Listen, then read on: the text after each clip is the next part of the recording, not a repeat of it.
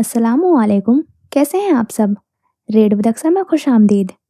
आज मैं हाजिर खिदमत हूँ राह ए गेर बाय मरियम रहीम का सेकंड एपिसोड लेकर। तो अब चलते हैं एपिसोड की जानिब। बाब नंबर दोम। जिंदगी क्या है, एक तल्ख हकीकत। कहना है बाज लोगों का, है जिंदगी एक तल्ख हकीकत। क्या बताऊँ मैं आपको इस तलखी की वजह।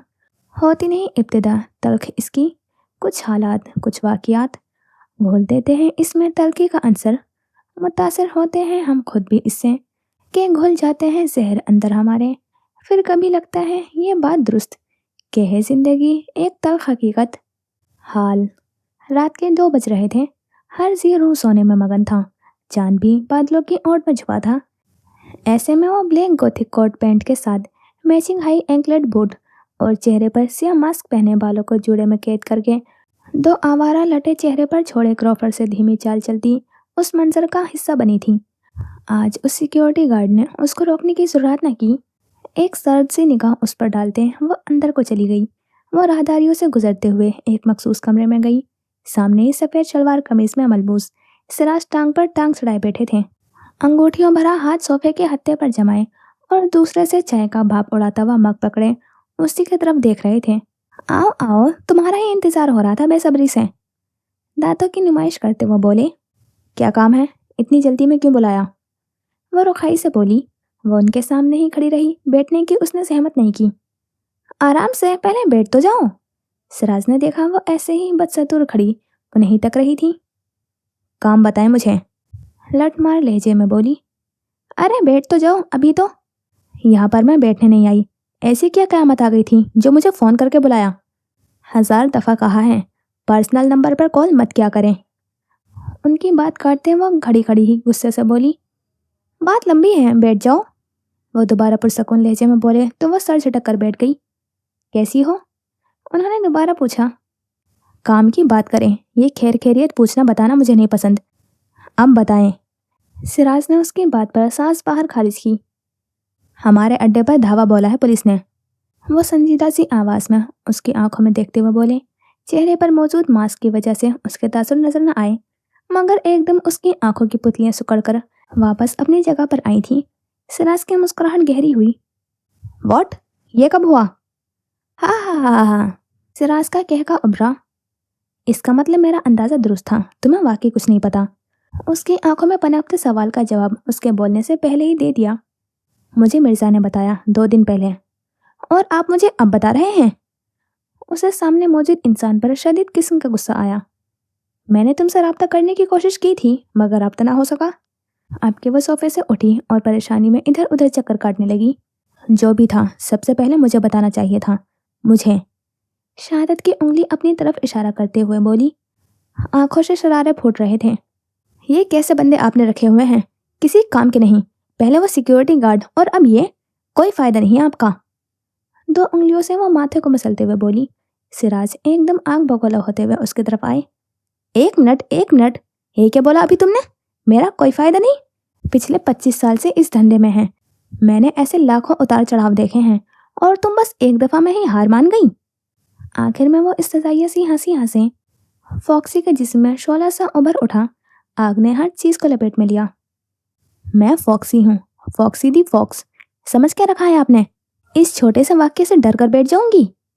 उनके सामने दो बदू खड़ी वो तंजी हंसी। अगर आपने 25 साल दिए हैं तो मैं भी बचपन से इसी माहौल की आदी हूँ। आम लड़कियों की तरह छोटे छोटे मसलों पर रोने नहीं बैठ जाती, इसीलिए ये ताने मुझे मत दें आप। वो तुर्की बतुर्की जवाब देकर बाहर की जानिब गामजन हो गई थी कि सिराज की आवाज़ ने उसके कदम रोके। बॉस का दोबारा पैगाम आया है तुम्हारे लिए। वो रुक गई पर पीछे नहीं मुड़ी। उनका कहना है कि फॉक्सी को कहो अपने आसपास मौजूद लोगों पर नज़र रखें, क्योंकि आजकल लोग वो नहीं हैं जो खुद को दिखाते हैं। उन लोगों ने अपना असली चेहरा छुपाकर उन पर मुखौटा सजा रखा होता है। फॉक्सी ने पीछे मुड़कर उन्हें सर्द अंदाज में देखा। उनसे कहिएगा मैं उनकी बात से इत्तेफाक करती हूँ, और ये भी कहिएगा मैं उनसे ज़्यादा जानती हूँ कि किस चेहरे पर मुखौटा है और कौन सच्चा है।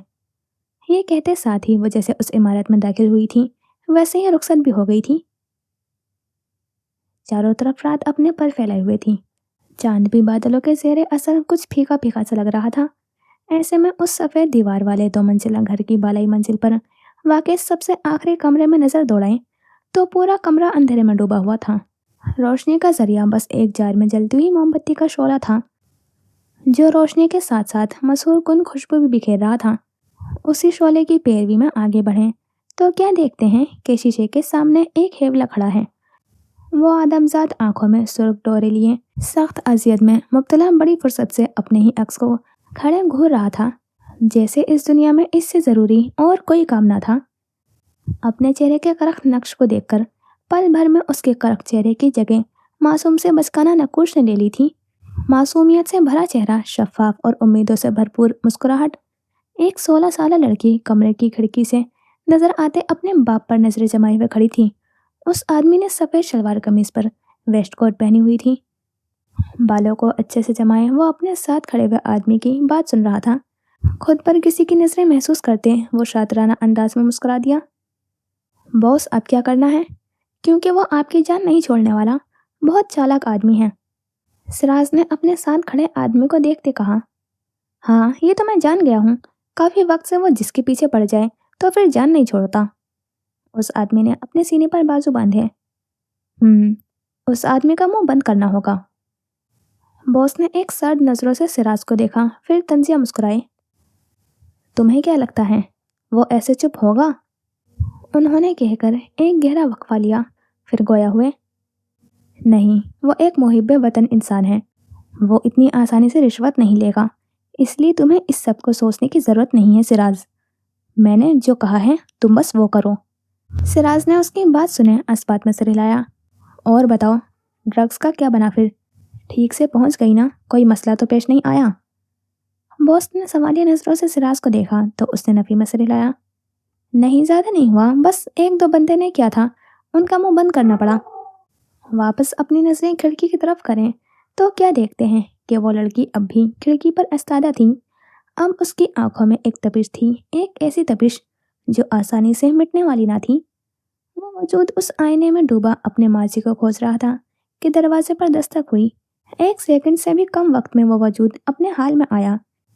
ایک دفعہ پھر اس معصوم سے چہرے کی جگہ ان کرخت تاثرات نے لے لی۔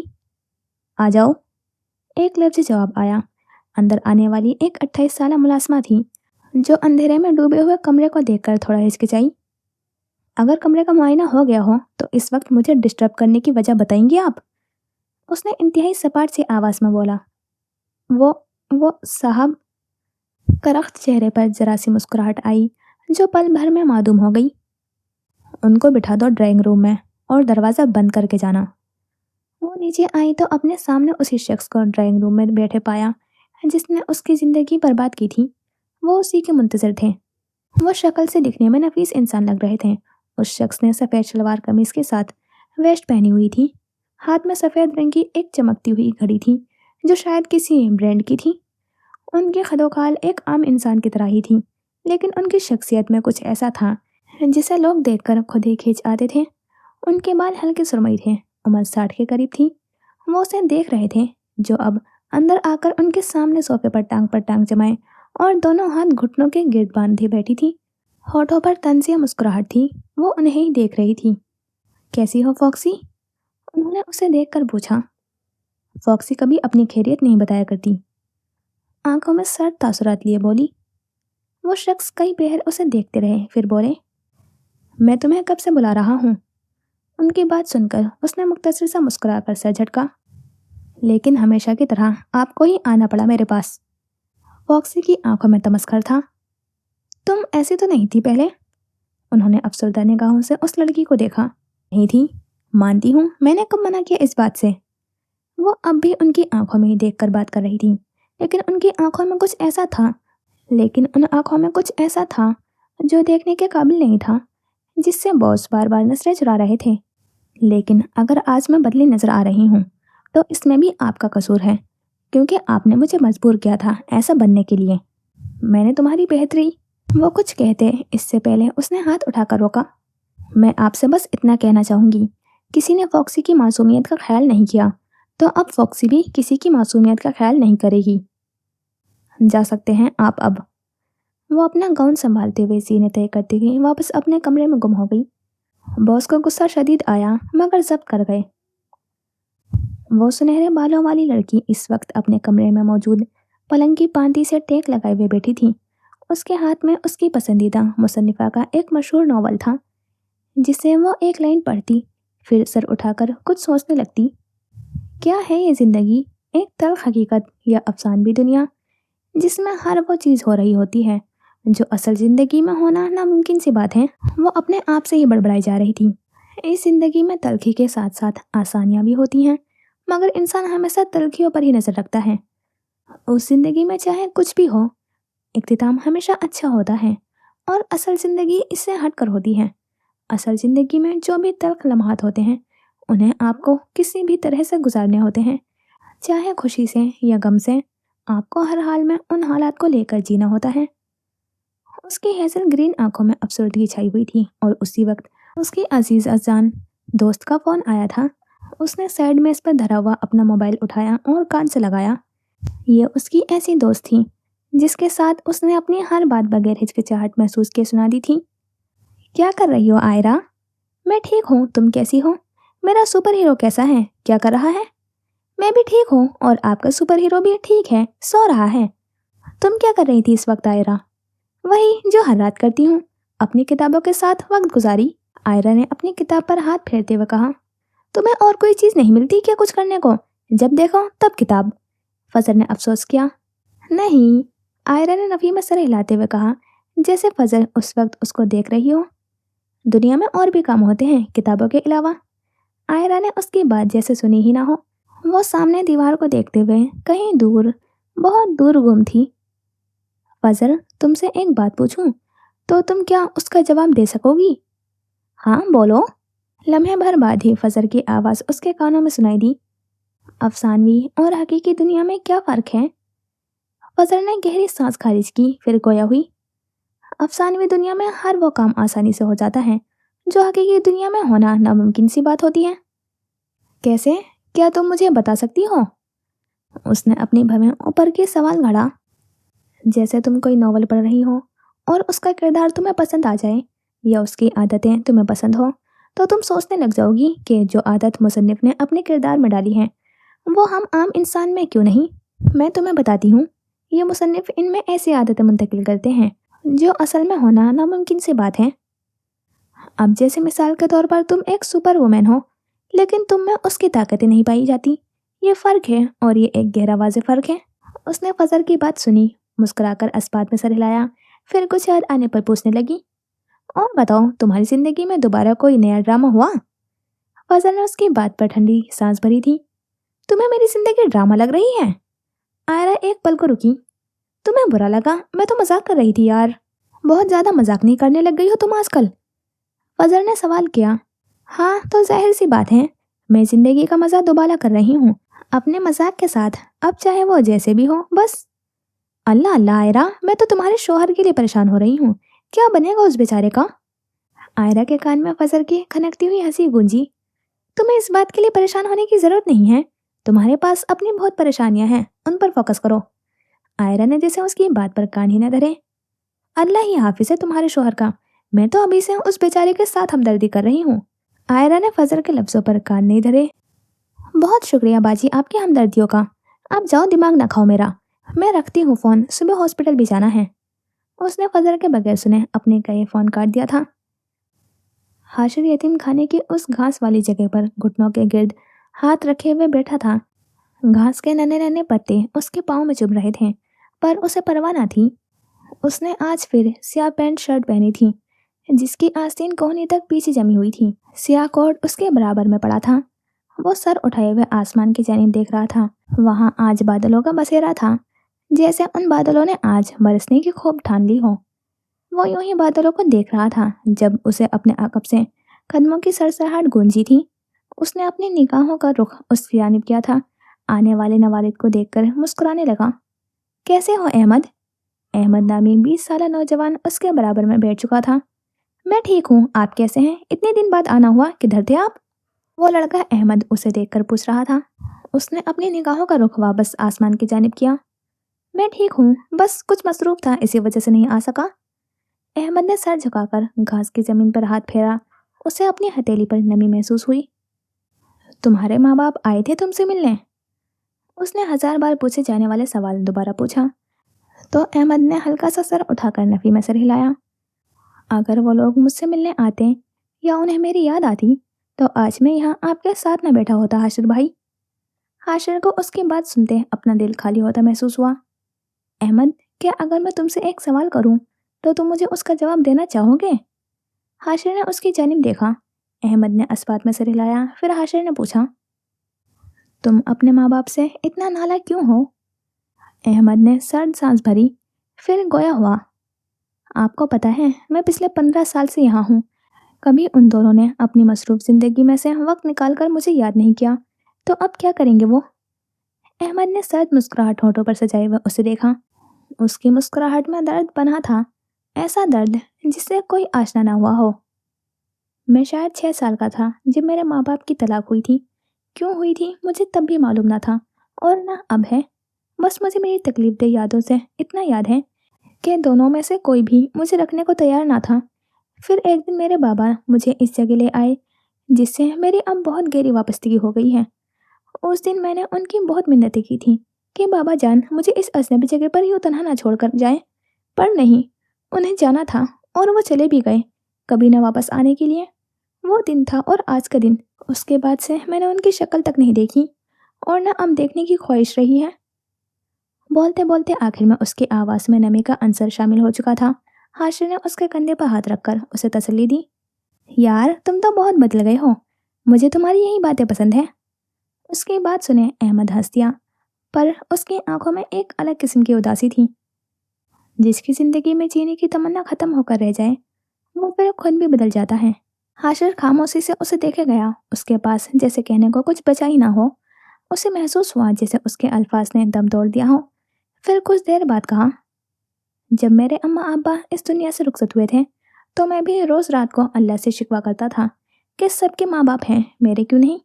अहमद चुपचाप उसे देखे जा रहा था। मैं हर वक्त बस अल्लाह से शिकायत ही करता रहता, पर अल्लाह ने मुझे आज उसका जवाब दे दिया, वो भी तुम्हारी सूरत में। उसने अपना हाथ बढ़ाकर अहमद के गाल पर रखा। तुम्हारे तो माँ बाप दोनों जिंदा हैं, पर देखो तुम्हें यहाँ यूं लावारिस छोड़कर बैठे हैं जैसे तुम्हारा उनकी जिंदगी में कोई अहम किरदार ही नहीं। हाशिर ने हाथ बढ़ाकर अहमद को खुद से लगा लिया।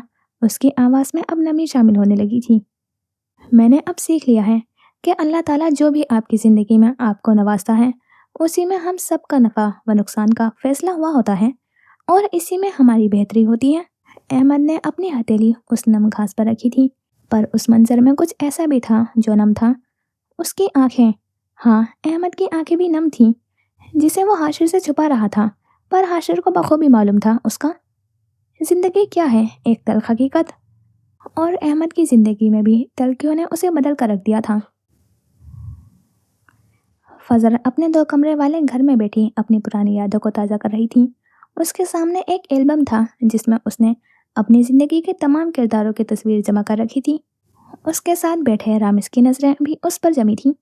फजर ने अगला सफ़ा पलटा तो नज़रों के सामने उसकी वही तस्वीर सामने आई थी जो उसके और उस्मान के निकाह पर ली गई थी। उस्मान देखने में काफ़ी भला लग रहा था। फिर भरे भरे गाल, सियाह आंखें जिनमें खास चमक थी और गुलाबी होठ जो मुस्कुरा रहे थे। रामिस थोड़ा ऊंचा होकर बैठा, अब के उसे सब साफ नजर आने लगा था। फजर को देखा तो वो उसे खोई खोई सी महसूस हुई थी। फजर की आंखें बदसतूर तस्वीर पर ही टिकी रहीं। वो गायब दिमागी से उस्मान के चेहरे पर हाथ फेरने लगी थी।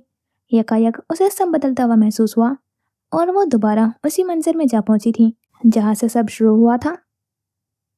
फजर की जिंदगी बदल जाने के 1 हफ्ते बाद सूरज आज कुछ फीका फीका सा बादलों के झुरमुट में दुबका हुआ बैठा था। परिंदे उसकी हरकत पर सख्त नाराज हुए थे। बादल उन्हें देखकर मुस्कुराए, फिर आहिस्ता आहिस्ता मीना बरसाने लगे। जमीन पर मौजूद कुछ लोग खुश हुए तो कुछ बहुत उदास। उनमें से एक वो थी जो घर से बेघर कर दी गई थी। वो उस वक्त खिड़की के सामने बैठी बाहर बरसते हुए बारिश को गौर से देख रही थी। उसे ना जाने क्यों आज की बारिश से सख्त नफरत महसूस हुई। हालांकि इसमें उसका तो कसूर नहीं था। कसूरवार तो सिर्फ उसका बाप था जो बेटी को दरबदर करके खुशबाश सी जिंदगी गुजार रहा था। चेहरे पर गौर करें तो वो एकदम सपाट था, किसी भी एहसास से आरी, लब मुकबिल, जैसे बोलने की सलाहियत ही मफलूज हो चुकी हो। जब से वो उस घर में आई थी, तब से उस घर के कुछ मकीनों के चेहरे पर नापसंदीदगी देखी थी। बाकी घर के लोगों से ज्यादा सामना न हुआ था।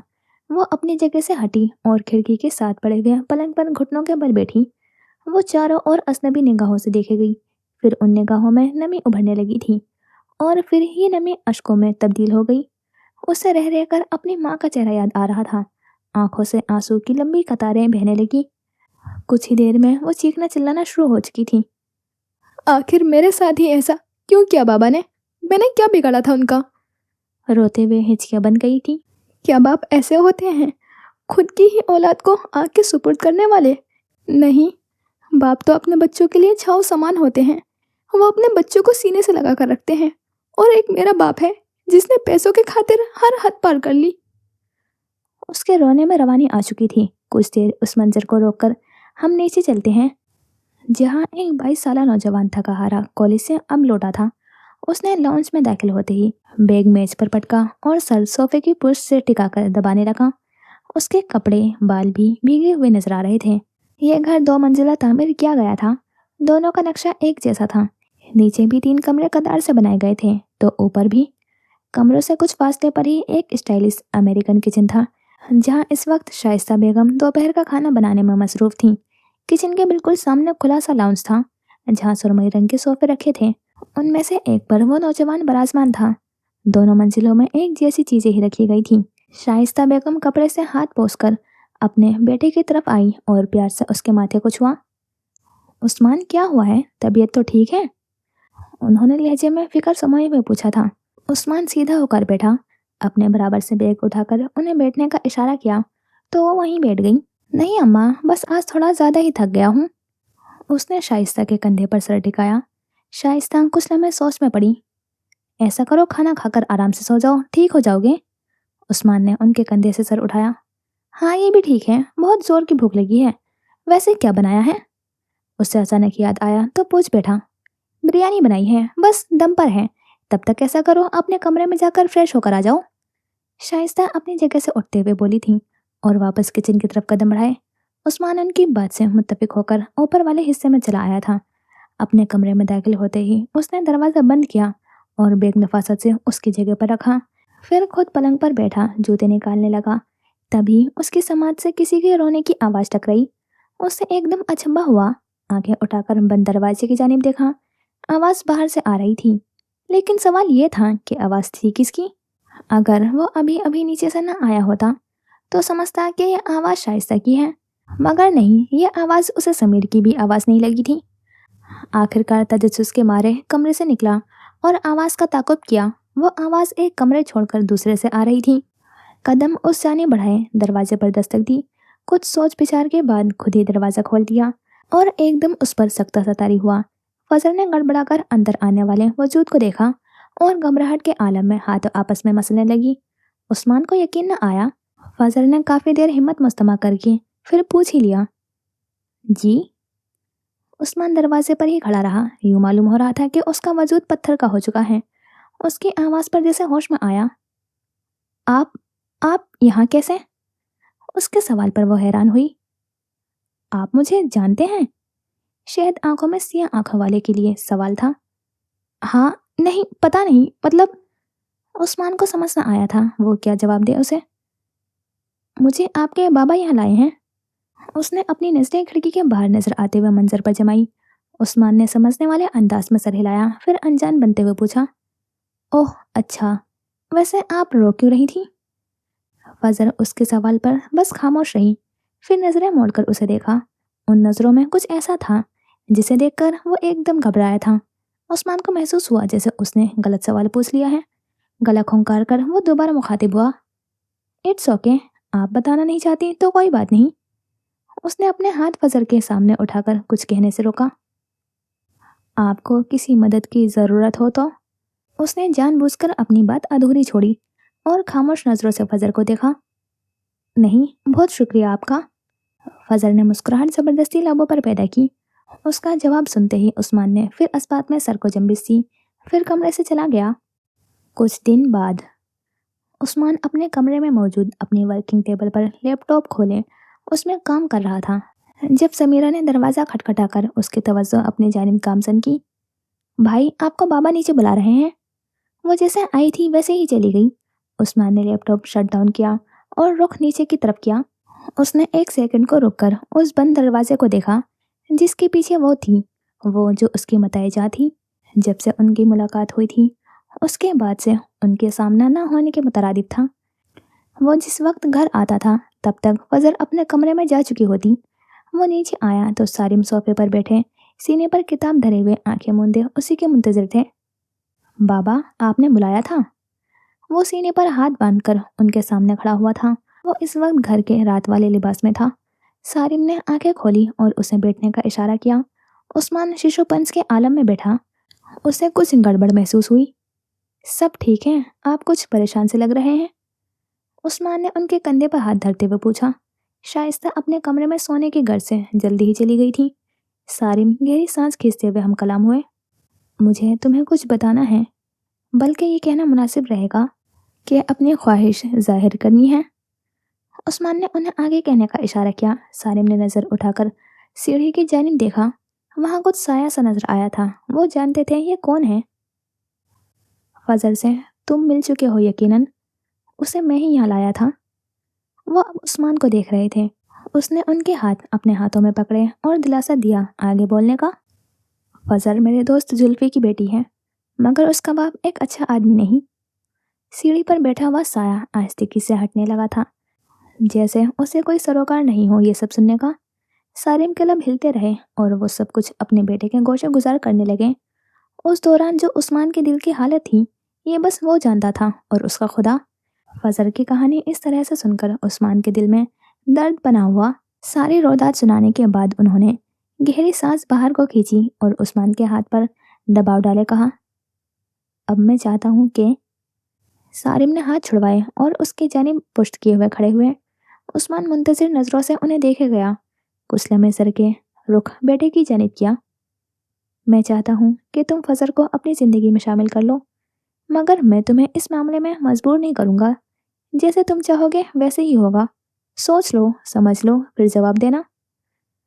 انہوں نے بیٹے کے سر پر شفقت سے ہاتھ پھیرا اور اپنے کمرے کی طرف بڑھ گئے تھے۔ رخ واپس عثمان کی طرف کرے تو وہ یہاں ہو کر بھی نہیں تھا۔ اس کے ذہن میں ابھی تک باپ کی باتیں گردش کر رہی تھی۔ فضل کو بہت مشکل سے چھڑوا کر لایا ہوں۔ اگر میں یہ سب نہ کرتا تو آج یقیناً وہ غلط ہاتھوں میں ہوتی۔ اسے اپنا دل بند ہوتا ہوا محسوس ہوا۔ یہ سب سننا آسان قطع نہیں تھا۔ اسے خود پر شدید غصہ آیا۔ وہ کیوں اس سب سے لا علم رہا تھا؟ اس کا دماغ بار بار ایک ہی بات سوچے جا رہا تھا کہ اگر سارم واقعی وہاں نہیں جاتے تو کیا فضل… نہیں، یہ سوچنا بھی اسے سہانے روح تھا۔ رات کا منظر ہے۔ سب کھانے سے سبکدوش ہو چکے تھے۔ فضل اپنے کمرے میں چلی گئی۔ سارم اپنی اہلیہ کے ساتھ مشترکہ کمرے میں پلنگ پر بیٹھے تھے۔ ان دونوں کے سامنے عثمان سر جھکائے بیٹھا تھا۔ سارم کی نظریں اب عثمان کے چہرے کا طواف کر رہی تھیں۔ وہ جیسے لفظوں کا چناؤ کرنے کی کوشش میں تھے، مگر انہیں سمجھ نہیں آ رہا تھا آخر کیسے کہیں۔ بالآخر ہمت مجتمع کرتے کہا، تو تم نے کیا سوچا ہے فضل کے متعلق؟ عثمان نے جھکا ہوا سر اٹھا کر پہلے ماں کو دیکھا جو اسے آنکھوں ہی آنکھوں میں اس رشتے کو رد کرنے کا کہہ رہی تھی۔ انہیں سارم نے پھر بعد میں بتا دیا تھا اور انہوں نے اسی وقت منع کر دیا تھا، یہ کہہ کر کہ فضل اچھی ثابت نہیں ہو سکتی ان کے اکلوتے بیٹے کے لیے۔ سارم کو ان کا لہجہ ٹھیک نہیں لگا تھا، مگر پھر بھی خاموش رہے۔ پھر باپ کی آنکھوں میں دیکھا جن میں ایک آس تھی، ایک خواہش تھی، ایک مان تھا۔ جیسے انہیں معلوم تھا ان کا بیٹا انہیں خالی ہاتھ نہیں چھوڑے گا۔ سر دوبارہ جھکا لیا، آنکھیں بند کی تو ذہن کے پردے پر وہی دن گزرے تھے جب فضل کے ملن کی دعائیں کیا کرتا تھا۔ کچھ خواہشیں ایسے قبول ہوتی ہیں اسے معلوم نہیں تھا۔ عثمان اور فضل ایک ہی کالج میں تعلیم حاصل کر رہے تھے۔ فضل اسے نہیں پہچانتی تھی، مگر عثمان اچھے سے فضل کو جانتا تھا۔ وہ دونوں ہم جماعت نہیں تھے، مگر پھر بھی عثمان کو اس کے بارے میں سب معلوم تھا۔ وہ فضل کو دیوار کے اوٹ سے ہر روز ہنستا ہوا دیکھا کرتا تھا۔ آج جب اس والی فضل کو دیکھتا تو کچھ عجیب سا محسوس ہوا۔ وہ دل ہی دل میں اسے پسند کرنے لگا تھا، مگر اس بات کا اقرار کرنے سے ڈرتا تھا۔ دل کے ہزار بار کہنے کے باوجود بھی وہ اپنی خواہش دل میں ہی لے بیٹھا تھا۔ لگتا تھا خدا کو اس پر ترس آ گیا تھا، اس لیے خود ہی فضل کو اس کی جھولی میں ڈال دیا۔ وہ اپنے پروردگار کا جتنے شکر مناتا کم تھا۔ آنکھیں کھولی اور جواب دیا، मुझे कोई एतराज़ नहीं बाबा, जैसा आप कहें। उस्मान की हामी पर जहाँ वो खुश हुए थे, तो वहीं शाइस्ता बेगम के वजूद को गुस्से की तपिश ने आन घेरा था। ये पहली बार हुआ था जब उस्मान ने उनकी बात नहीं मानी। किसी और को एतराज़ हो या ना, मगर मुझे है। ये लड़की मुझे एक आंख नहीं पसंद। ज़रूर इसमें कोई ऐब होंगे, तभी बाप ने ये सब किया। उनके लफ्ज़ों में हकारत थी। उस्मान को माँ के लफ्ज़ों पर दुख हुआ था। वो अपनी जगह खड़ा हुआ और उनकी आंखों में देखा। अम्मा, दूसरों की बेटी पर बात करने से पहले इतना याद कर लिया करें कि आपकी भी बेटी है। मकाफात अमल भी हो सकता है। शाइस्ता बेगम को शदीद गुस्सा आया। वो कुछ कहने ही लगी थी कि उस्मान दोबारा बाप को देखकर कहने लगा, आपको इजाज़त है मेरी तरफ से बाबा। इतना कहा और रुख दरवाजे की तरफ किया तो चौखट पर खड़ी हुई फजर नजर आई थी। वो सब कुछ सुन चुकी थी। उसे उस्मान के अलावा कोई भी नहीं देख सकता था। वो आहिस्ता कदमों से उसकी तरफ आया और दूसरे हाथ से दरवाज़ा बंद कर दिया। उसकी सियाह आंखें फजर की नमशहद आंखों में अटक सी गई। उससे नजरें चुराना मुश्किल हुआ, मगर काफ़ी मुश्किलों के बाद कामयाब हुआ। आप परेशान मत हो, सब ठीक हो जाएगा। उसे तसल्ली के दो बोल कहकर वो खुद भी वहाँ नहीं रुका था और अपने कमरे की जानिब चल दिया। फजर उसे जाते हुए देखती रही, हत्ता कि वो ये तक भूल गई थी कि आखिर वो यहाँ किस वजह से आई थी। 2 रोज़ बाद निकाह का दिन मुनक्किद किया गया था। घर को बिल्कुल दुल्हनों की तरह सजाया गया था। हर जानिब रंग बिरंगे फूल ही फूल थे। माहौल में गुलाब की खुशबू ने बसेरा किया रखा था। उस्मान सफ़ेद शलवार कमीज पर सिया वेस्ट कोट पहने पुरकशिश लग रहा था। उसके पहलू में सारे मुख्तार खुशबाज से बैठे। निकाह का मरहला तय पाया जा चुका था। अब वो पेपर्स पर झुका दस्तखत कर रहा था। हाथ एकदम कपकपी का शिकार हुए तो सारिम ने उसे तसल्ली दी।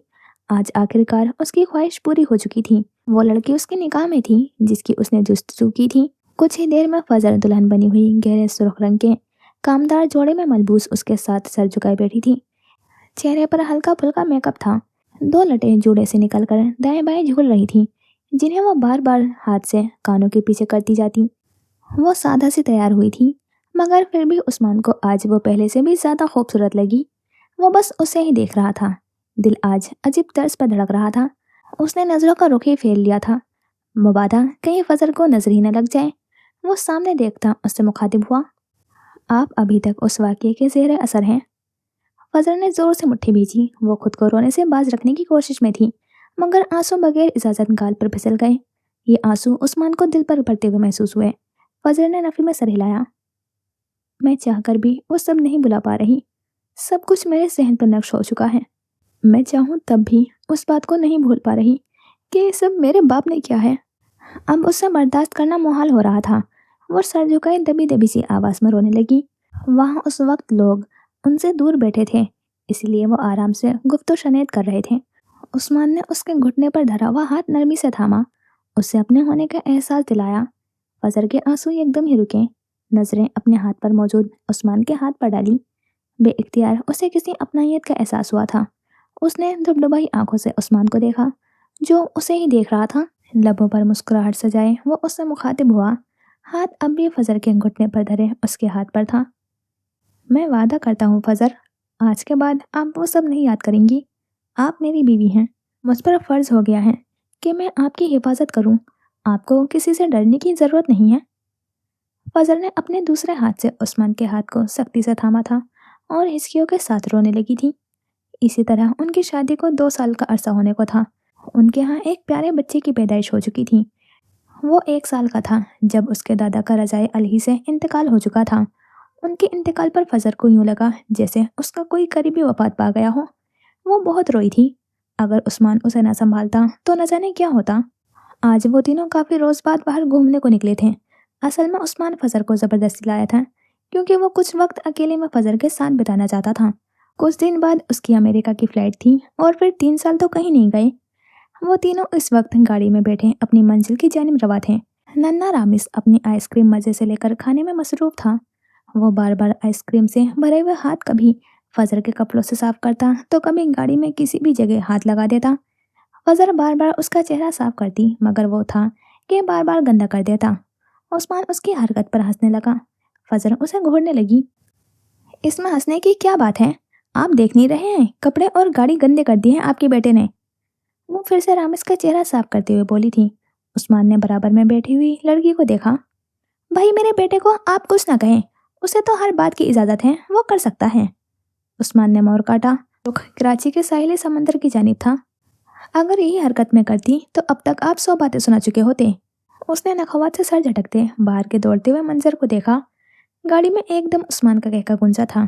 फिर फजर का हाथ थामते हुए कहा, जब बेटे को गाड़ी खराब करने की इजाज़त दी है तो 2 साल कबल अपनी ज़िंदगी के सारे इख्तियारात उसकी माँ को भी सौंप चुका हूँ। फजर के गालों पर सुर्खी नमूदार हुई। उसी वक्त वो हुआ जो किसी के वहमो गुमान में भी नहीं था। ये हंसती बसती गाड़ी अब टूट फूट का शिकार थी। हंसते मुस्कुराते चेहरे अब मुरझा चुके थे। जिंदगी ने अचानक से काया पलटी और मौत अचानक से गालिब हुई। उनकी गाड़ी को किसी ने एकदम से जोर से धक्का मारा। जोर से लगने की वजह से फजर बेटे समेत दूर सड़क पर जा गिरी थी। हर जानिब खून ही खून था। उस्मान की हालत काफी खराब थी। गाड़ी के शीशे के कांच उसके पूरे जिस्म में घुप गए थे। उसका वजूद आधी उल्टी गाड़ी के अंदर फंसा हुआ था तो आधा बाहर था। उसे मौत अपने ऊपर मंडलाती हुई महसूस हुई। उसे फजर की फिक्र लाहक हुई तो मुंदी मुंदी आंखें खोलकर देखा। फजर के इर्द गिर्द लोग जमा हो रहे थे। वो बेहोश हो चुकी थी। किसी औरत ने उसके बेटे को उठाया हुआ था जो बहुत रो रहा था। उसे भी काफी चोटें आई थी। कुछ लोग उसकी तरफ भी आए थे। उसने एक आखिरी नजर जी भरकर फजर को देखा, फिर आहिस्तगी से आंखें मूंद ली, कभी न खोलने के लिए। अभी उस्मान के कफन की मिट्टी भी सूखी नहीं थी और एक बार फिर वो बेघर कर दी गई। उसकी सास ने उसे मनहूस गर्दानते हुए बगैर साजो सामान के घर से बेटे समेत निकाल दिया था। वो चाहते हुए भी अपनी सफाई में कुछ नहीं बोल सकी थी। बस खामोशी से वहां से उस्मान की यादों को लिए निकल गई। वो आज 2 साल बाद उस घर में दाखिल होने जा रही थी जहां से निकाली गई थी। मगर आज एक वजूद का भी इजाफा हो चुका था। आज उसके साथ उसका 1 साल बेटा भी था। उस बेचारे को तो मालूम भी नहीं था कि वो यतीम हो चुका है। आज मौसम भी अटकलियां करने में मसरूफ था। बादलों से हल्की हल्की फुहार बरसने लगी थी। मगर फजर उन सब से बेनियाज रही। उसका दिल मर गया था। आसमान जैसे उस पर टूट पड़ा था।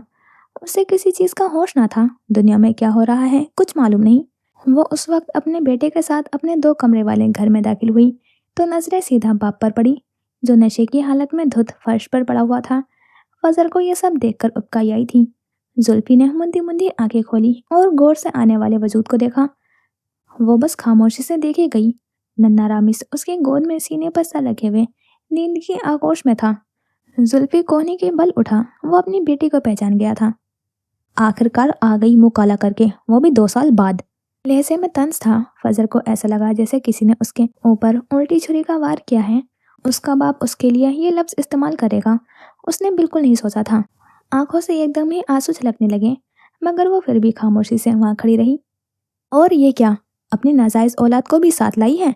कुछ शर्मो हया है भी कि नहीं? वो उस पर हंसने लगे। फजर का जब्त जवाब दे गया था।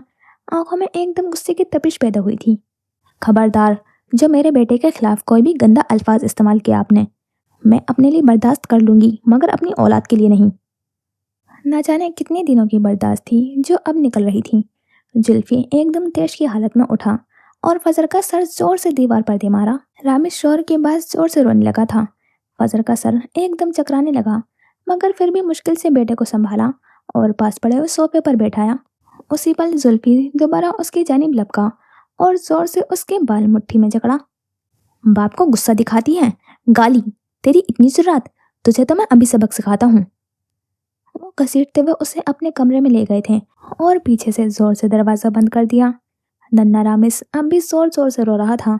मंजर पर पर्दा डाला और वो हाल की हदूद को अबूर करने लगी। हाल। फजर ने उसी तस्वीर पर हाथ फेरा और नम आंखों से मुस्कुरा दी।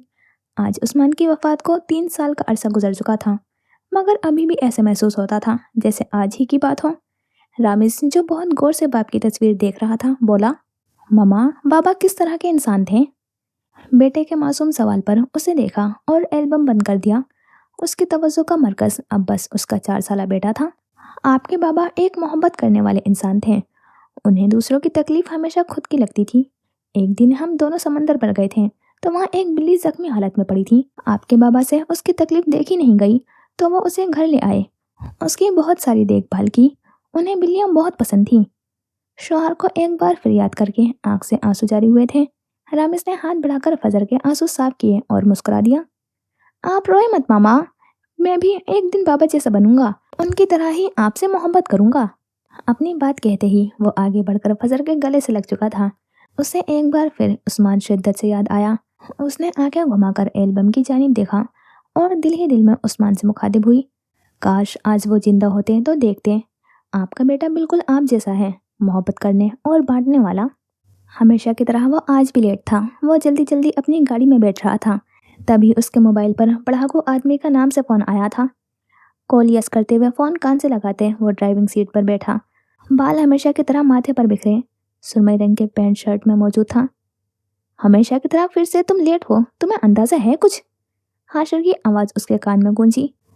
जहाँ आप जैसे वक्त के पाबंद और पढ़ाकू लोग मेरे सर पर मौजूद होंगे तो मुझे कैसे अंदाजा हो सकता है इस चीज का? उसकी गाड़ी अब अपनी मंजिल की जानिब गामजन थी। हमेशा की तरह आज भी उसके पास हर सवाल का जवाब था। हाशिर को उससे इसी जवाब की तवक्को थी। मुझे मालूम था तुम यही बोलोगे। न जाने वो वक्त कब आएगा जब आपके पास जवाब देने के लिए अल्फाज का चुनाव ना हो, पर शायद ये इस जिंदगी में मुमकिन नहीं हो सकता। आखिर में कह के उसने ठंडी सांस खारिज की। ताबिश अलवी के पास हमेशा अल्फाजों का जखीरा होता है। ताबिश ने मुस्कुराहट से लबरेज लहजे में कहा। हाशिर ने नफी में सर हिलाया, फिर कुछ याद आया। कभी तो तुम मुझे ऑफिस के वक्त पर मिला करो। ताबिश ने उसकी बात तहम्मुल से सुनी, लेकिन उसकी आखिरी बात पर उसके आबरू भींचे थे। क्या क्या क्या क्या कहा आपने? ऑफिस के वक्त पर पहुंचा करूं? आपकी इत्तला के लिए अर्ज है हाशिर हुसैन साहब, ये पिछले ही हफ्ते की बात है मेरे ख्याल से, जब मैं ऑफिस के वक्त पर ही पहुंचा था, पर कोई था जो देर से आया था और उसने बहाना क्या घड़ा था, जरा याद है आपको? या मैं याद करवाने की कुछ मदद करूं? उसने गुस्से से कहा तो मोबाइल के उस पार हाशिर मुस्कुरा दिया, फिर कहने लगा, वो बहाना नहीं था, मैं सच में ट्रैफिक में फंसा हुआ था। चाहे तो कसम उठवा लो। और ये क्या, तुम गाड़ी चलाते हुए फोन पर बात कर रहे हो? आशिर ने पूछा, क्योंकि उसे किसी गाड़ी के सायरन की आवाज आई थी। हाँ जी ब्रो, ऐसा ही है। उसने स्पीड बढ़ाई, जैसे कहीं जाने की जल्दी हो। ब्रो के बच्चे, रखो अभी फोन, वरना अभी किसी की गाड़ी दे मारोगे। हाशिर को उसकी हरकत पर गुस्सा आया, लेकिन उसे कोई परवाह न थी। तुम इसकी टेंशन मत लो मेरे दोस्त, मैं चैंपियन हूँ। लफ्ज अदा करते ही फोन काट दिया था और एन उसी वक्त उसी चैंपियन की गाड़ी के सामने कोई आया था जिसे हल्की सी ठोकर लगी थी। उसने एक झटके में गाड़ी को ब्रेक मारा। गाड़ी के टायर चरचरा कर रह गए थे। ताबिश ने अपनी तरफ का दरवाजा खोला और उस लड़की की जानिब आया जो सड़क पर ठोकर लगने की वजह से बैठी थी। उसका सारा सामान इर्द गिर्द फैल गया था। वो लड़की गुस्से से खड़ी ताबिश की जानिब आई। मिस्टर, आपको ये 5 फुट 8 इंच की इतनी बड़ी लड़की नजर नहीं आई थी? इतनी जोर से मारा है। उस लड़की ने अपने हल्के गुलाबी रंग के कपड़े झाड़ते हुए और अपना हाथ दबाते हुए उसे गुस्से से देखा। ताबिश ने अपने दोनों हाथ कमर पर जमाए हुए उस लड़की को घूरा। मुझे तो नजर आ रहा है, लेकिन शायद आपको नजर नहीं आया, हालांकि आपने इतनी बड़ी ऐनक पहनी हुई है। ताबिश ने उसकी स्याह रंग की ऐनक पर चोट की थी जो बार बार फिसलकर उसकी नाक पर गिर रही थी। उस लड़की ने नखवत से अपनी ऐनक को पीछे किया, फिर बोली, मुझे भी आपकी गाड़ी नजर आ गई थी, मगर मैं ये समझी, भाई क्या पता गाड़ी में बैठे इंसान में इतनी सी भी हया या इंसानियत बाकी हो जो एक अकेली सड़क पर चलती हुई लड़की को सड़क पार करते हुए देखकर रुक जाए। पर नहीं, आप नहीं रुके। मुझे तो लगता है आपके अंदर इन दोनों चीजों की कमी है। ताबिश ने उसकी इतनी बड़ी तकरीर सुनकर अस्पात में सर हिलाया। मैडम, अगर मैं ब्रेक ना लगाता तो इस वक्त आप कब्र में लेटी फरिश्तों के 3 सवालों का जवाब दे रही होती। उसकी बात सुनते हुए लड़की का मुंह गुस्से से लाल हो गया था। वो कुछ कहती उससे पहले ही ताबिश बोल उठा, और मोहतरमा, आइंदा आगे से पहले सड़क के दोनों अतराफ देखिएगा, फिर अपना कदम बढ़ाइएगा। हर कोई ऐन वक्त पर ब्रेक नहीं मारता। ये तो आपने कोई नेकी की होगी जो मैं इस गाड़ी में मौजूद था। वो अपनी बात कहकर गाड़ी में बैठा था और वो लड़की बेचैताब खाती रह गई। तो यहाँ करते हैं इस एपिसोड का एंड और फिर मिलते हैं इंशाल्लाह नेक्स्ट एपिसोड में। खुदा हाफिज, अपना ख्याल रखना और दुआओं में याद रखना।